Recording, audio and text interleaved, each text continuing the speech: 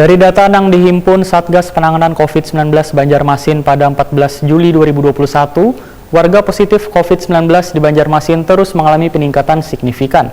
Dalam sehari ada penambahan terkonfirmasi positif COVID-19 sebanyak 129 kasus. Sehingga jumlahnya di Banjarmasin sudah menembus sekitar 434 kasus. Nah pemirsa, berikut kabar lebih lengkapnya.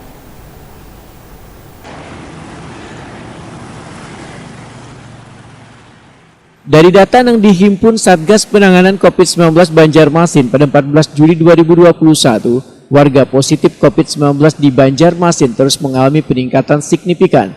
Dalam sehari ada penambahan terkonfirmasi positif COVID-19 sebanyak 129 kasus, sehingga jumlahnya di Banjarmasin sudah menembus sekitar 434 kasus. Juru bicara Satgas Penanganan COVID-19 Banjarmasin Dr. Mahliria di SHMH, Wetakuni Prima TV tengah hari Kamis 15 Juli 2021 memandahkan lonjakan kasus terkonfirmasi positif COVID-19 cukup tinggi, bahkan peningkatannya terus meningkat saban harinya.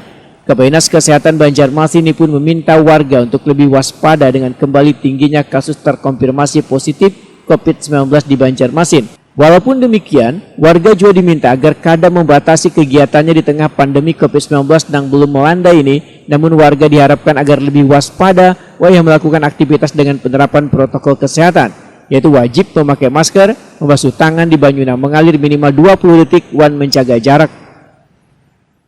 Sampai dengan pukul 16 sore kemarin, update data kita, COVID Banjarmasin itu sudah menembus angka 434 kasus. Dan ini disumbang dari hari kemarin itu ada 129 kasus baru, ya, sehingga lonjakannya sangat tajam sekali. Kita menembus angka 434 dan ini sebagai peringatan dini buat warga Kota Banjarmasin bahwa kita sudah harus betul-betul kembali membangun sebuah kolaborasi yang sangat kuat di masyarakat, yaitu saling peduli, saling mengingatkan.